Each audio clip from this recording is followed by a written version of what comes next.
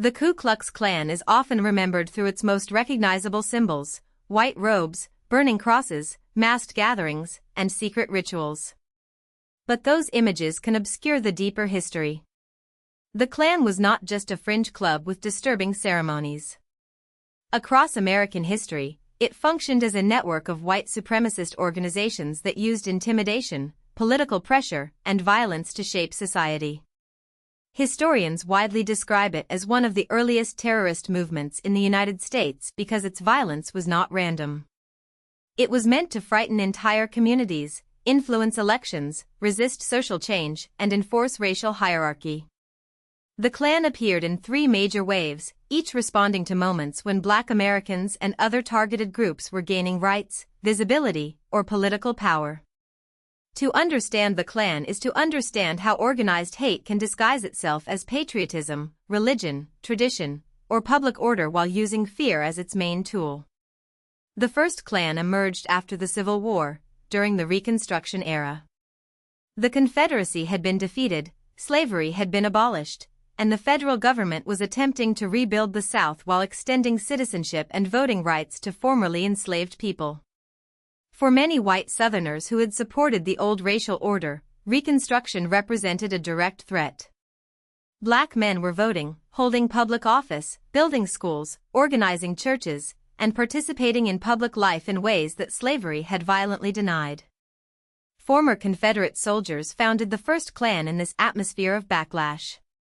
What began as a secretive fraternal group quickly became a paramilitary force aimed at overturning Reconstruction. Its members targeted Black voters, Black officeholders, teachers, ministers, and white Republicans who supported equal rights. The goal was not simply personal revenge.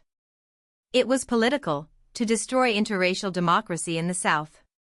The first Klan relied on terror because terror could accomplish what formal politics could not.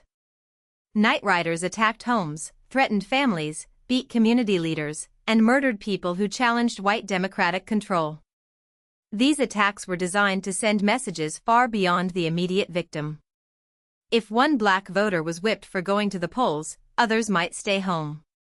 If a Black officeholder was murdered, others might resign. If a white ally was assaulted, political coalitions could collapse. This pattern made the Klan a tool of voter suppression and social control. Its secrecy also created fear. Victims often knew that attackers were local men, but masks and silence made prosecution difficult. In many communities, law enforcement and local officials were sympathetic to the Klan or afraid to confront it. The violence helped weaken Republican governments and restore white supremacist political power in much of the South. The federal government eventually responded with enforcement acts beginning in 1870 and 1871. These laws were designed to protect voting rights and allow federal prosecution of conspiracies that used violence to deny constitutional protections. President Ulysses S. Grant's administration used these powers against Klan activity, especially in areas where local authorities refused to act. Federal troops, investigations, arrests, and prosecutions significantly weakened the first Klan. In some regions, organized Klan activity collapsed under pressure. But the larger white supremacist project did not disappear. Other groups and political movements continued campaigns of intimidation, and over time Southern states created Jim Crow systems that stripped Black citizens of voting rights and enforced segregation. The first Klan had been suppressed as an organization, but many of its goals were later advanced through laws, customs, and continued racial violence. The second major Klan was born in 1915, more than 4 decades after the first had been weakened.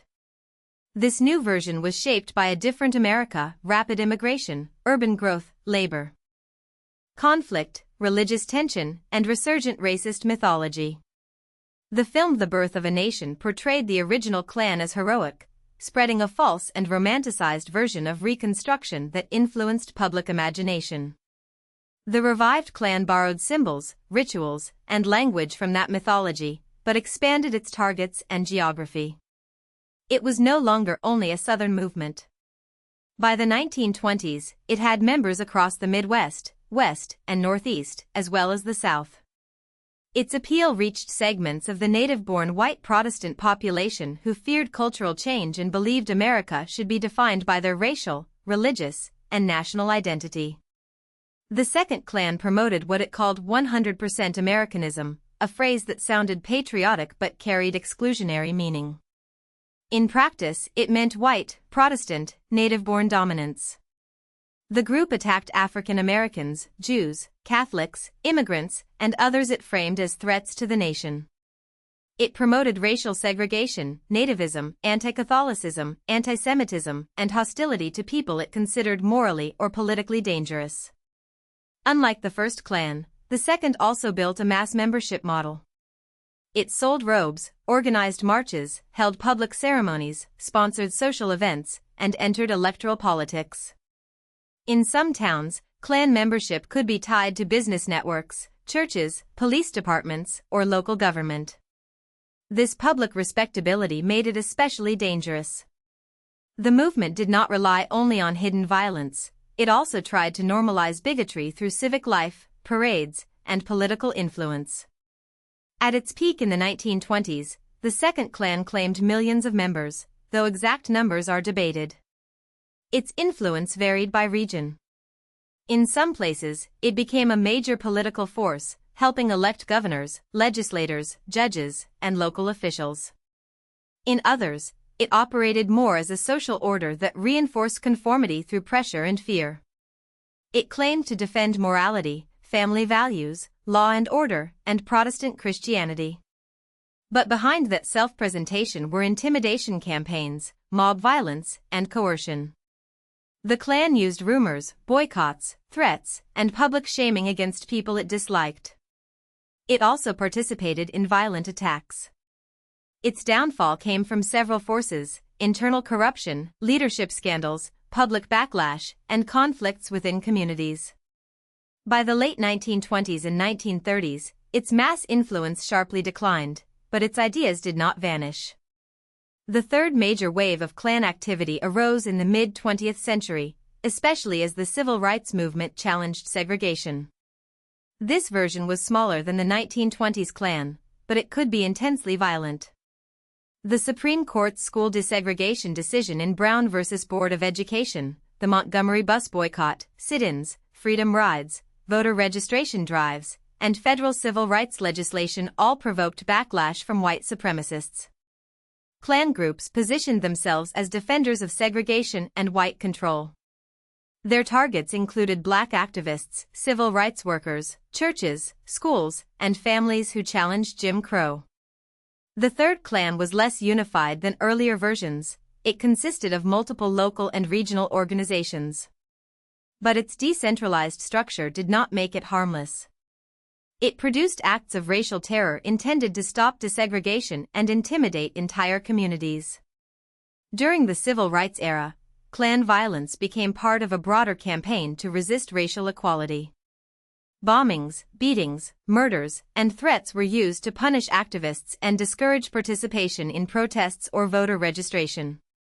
Black churches were frequent targets because they were spiritual centers, organizing spaces, and symbols of community strength. The Klan also targeted white civil rights workers and Jewish activists, showing how its ideology linked racism with anti-Semitism and hostility toward anyone who supported integration. These attacks were not isolated outbursts. They reflected a belief that racial hierarchy should be defended by force if law and politics began to change.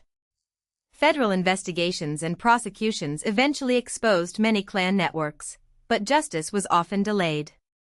In some cases, local complicity and all-white juries made accountability difficult for years or even decades.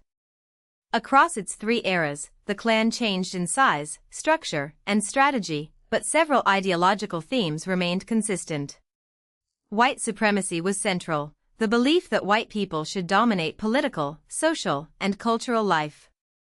Racial segregation was another core goal, especially in opposition to black civil rights. The Klan also defined itself against perceived outsiders. Depending on the era, its enemies included African Americans, Jews, Catholics, immigrants, civil rights workers, communists, Muslims, LGBTQ people, and others.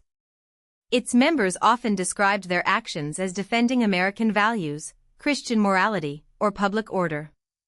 But these claims were contradicted by the group's record of threats, assault, murder, and coercion.